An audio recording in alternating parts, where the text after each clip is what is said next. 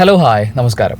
ദൃഢം എന്ന് പറയുന്നത് നമ്മുടെ ഷൈൻ നിഗത്തിന്റെ ഏറ്റവും പുതിയ സിനിമ തിയേറ്ററിൽ പോയി കണ്ടു. അതിനെക്കുറിച്ചുള്ള അഭിപ്രായമാണ് ഈ വീഡിയോ. വളരെ ചുരുങ്ങിയ വാക്കുകളിൽ പറയാനാണെങ്കിൽ 128 മിനിറ്റുള്ള US 16+ സർട്ടിഫിക്കേഷനുള്ള ഈ സിനിമയിൽ എനിക്ക് കുറച്ചെങ്കിലും ഇൻട്രസ്റ്റിംഗ് ആയി ഞാൻ കണ്ടിരുന്ന ഒരു കാര്യം എന്ന് പറയുന്നത് ക്ലൈമാക്സിലേക്ക് വരുമ്പോൾ ഒരു ഫൈറ്റ് ഉണ്ട്. ആ ഫൈറ്റ് സീക്വൻസിൽ അവർ കൊടുത്തിരിക്കുന്ന ഒരു റോ ഇമ്പാക്റ്റ് കൊണ്ടുവരാനുള്ള ഒരു ശ്രമമുണ്ട്. That was nice.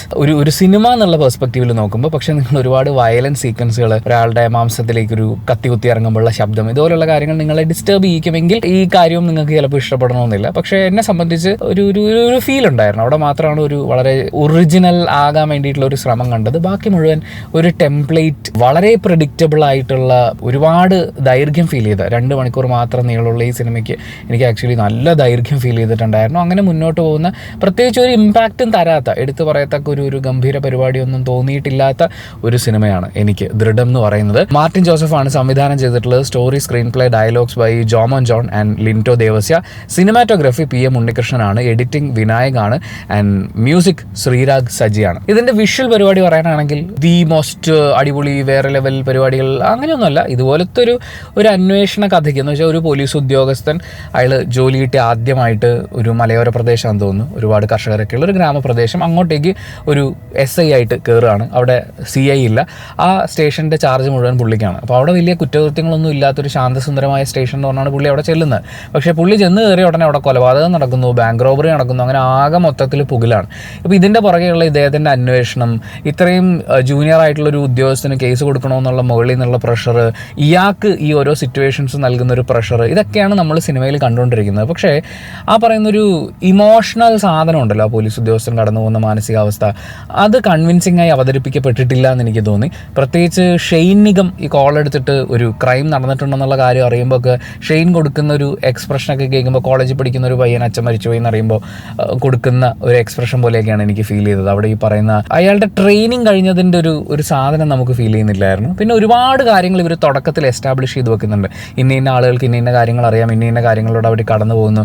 ഇതൊക്കെ നമ്മളെ കൊണ്ട് ഭയങ്കരമായിട്ട് കണക്ട് ചെയ്യിപ്പിക്കും. കാര്യം സിനിമ തുടങ്ങിയ ഒരു 1/4 മണിക്കൂർ ഇയാൾ സ്റ്റേഷനിൽ വന്നു, സ്റ്റേഷനിൽ ചാർജ് എടുത്തു, അവിടെ ഒരു പോലീസുകാരൻ ഇങ്ങനെയാണ്, ഒരു പോലീസുകാരി ഇങ്ങനെയാണ്, നാട്ടിൽ ഇങ്ങനെ ഒരാളുണ്ട്, ഇങ്ങനത്തെ കുറച്ച് നാട്ടുകാരുണ്ട്, ഇതിങ്ങനെ കാണിച്ച് കുറേ നേരം വലിഞ്ഞുകൊണ്ടിരിക്കുകയാണ്. ക്രൈം ഒന്നും സ്റ്റാർട്ട് ചെയ്യുന്നില്ല. അപ്പോഴേ നമുക്കറിയാം ഈ എസ്റ്റാബ്ലിഷ് ചെയ്ത് വെക്കുന്നത് പിന്നത്തേക്ക് എപ്പോഴെങ്കിലും എന്തെങ്കിലും കാര്യത്തിനായിരിക്കും എന്നുള്ളത്. അതൊക്കെ അതുപോലെ തന്നെ വരുന്നു. അതുകൊണ്ട് തന്നെ രണ്ടാമത്തെ ക്രൈം സീൻ കഴിയുമ്പോഴേക്കും ഞാൻ പ്രെഡിക്റ്റ് ചെയ്തു, എൻ്റെ കൂടെ വന്നത് ശ്രുതിയായിരുന്നു. ഞങ്ങൾ 2 പേർക്കും മനസ്സിലായി ആരാണ് ഇതിലെ കുറ്റവാളി എന്നുള്ളത്.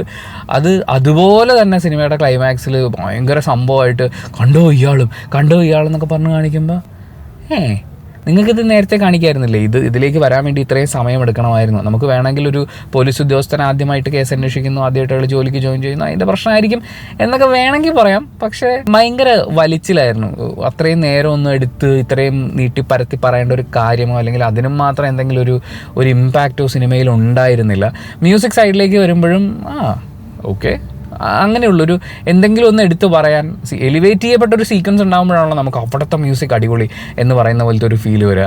ഇതിൽ ചില സീക്വൻസ്, പ്രത്യേകിച്ച് ഈ ട്വിസ്റ്റുകളൊക്കെ റിവീൽ ചെയ്ത് വരുന്ന സമയത്തും നമ്മുടെ മനസ്സിൽ തൂക്കി ചുവന്ന കരങ്ങളോടെ പോകുന്ന പോലത്തെ ആ ലെവലായിരുന്നു ഈ പറയുന്ന ഒരു ഭയങ്കര പരിപാടി എന്ന് പറയുന്ന പോലത്തെ ഒരു എലമെൻറ്റ് നമുക്ക് ഫീൽ ചെയ്യുന്നില്ല.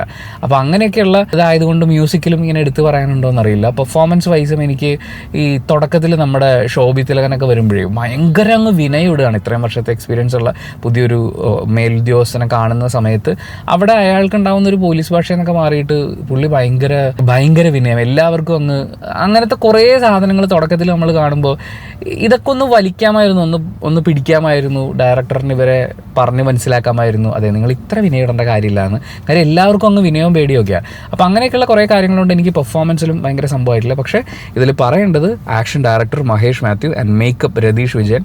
അവസാന ഭാഗത്തേക്ക് വരുമ്പോഴുള്ള ഫൈറ്റും അതിൻ്റെ ഭാഗമായിട്ടുള്ള കാര്യങ്ങളൊക്കെ ദാറ്റ് വാസ് നൈസ്. അതാണ് എനിക്ക് ഈ സിനിമയിൽ പോസിറ്റീവായി പറയാനുള്ളൊരു കാര്യം എന്ന് പറയുന്നത്. സോ അത് മാത്രമാണ് ഞാൻ വീണ്ടും പറയുന്നത്. ക്ലൈമാക്സിനോട് അടുത്ത് വരുന്ന ആ ഫൈറ്റ് ദാറ്റ് വാസ് ഗുഡ്.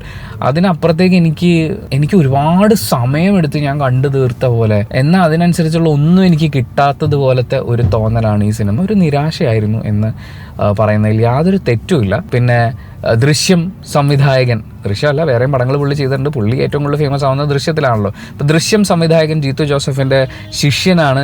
അപ്പം ഗുരുവിൻ്റെ സിനിമയോട് സാദൃശ്യമുള്ള പേര് ദൃശ്യം, ദൃഢം, അതുപോലെ തന്നെ ദൃശ്യം റെഫറൻസിൽ ഡയലോഗ്, അങ്ങനെയുള്ള കാര്യങ്ങളൊക്കെ കൊടുത്തിട്ടുണ്ട്.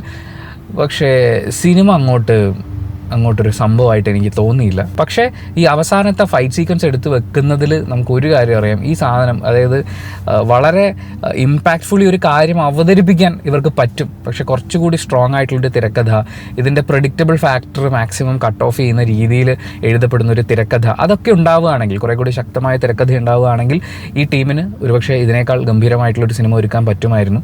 അങ്ങനെ ഗംഭീരമായ തിരക്കഥകളുമായിട്ട് ഇവർക്ക് വലിയ നല്ല സിനിമകളുമായിട്ട് വരാനുള്ള ഒരു അവസരം ഉണ്ടാവട്ടെ എന്നുള്ള ആശംസകൾ നേർന്നുകൊണ്ട് thank you so much for watching this video. ഞാൻ ഈ വീഡിയോയിൽ പറഞ്ഞത് മുഴുവൻ എൻ്റെ പേഴ്സണൽ ഒപ്പീനിയനാണ്. സിനിമ ഓരോരുത്തർക്കും ഡിഫറൻ്റ് ആണ്. ഓരോ സിനിമ കണ്ടിറങ്ങുന്ന പ്രേക്ഷകനും ഓരോ അനുഭവമായിരിക്കും, ഓരോ അഭിപ്രായമായിരിക്കും. അപ്പോൾ നിങ്ങളുടെ അഭിപ്രായം എന്താണെന്നുള്ളത് കമൻറ്റ് ബോക്സിൽ രേഖപ്പെടുത്തുക. കമൻറ്റ് ബോക്സും കൂടി വായിച്ചിട്ട് സിനിമയ്ക്ക് പോകണോ വേണ്ടിയോ തീരുമാനമെടുക്കാൻ കാത്തിരിക്കുന്ന ആളുകളുണ്ട്, അവർക്കതൊരു വലിയ സഹായമായിരിക്കും. അപ്പോൾ thank you so much for watching this video. Video ഇഷ്ടപ്പെട്ടാൽ ലൈക്ക് ചെയ്യുക, കമൻറ്റ് ചെയ്യുക, ഷെയർ ചെയ്യുക, സബ്സ്ക്രൈബ് ചെയ്യുന്ന കാര്യവും ഹൈപ്പ് ചെയ്യുന്ന കാര്യമൊക്കെ പരിഗണിക്കുക.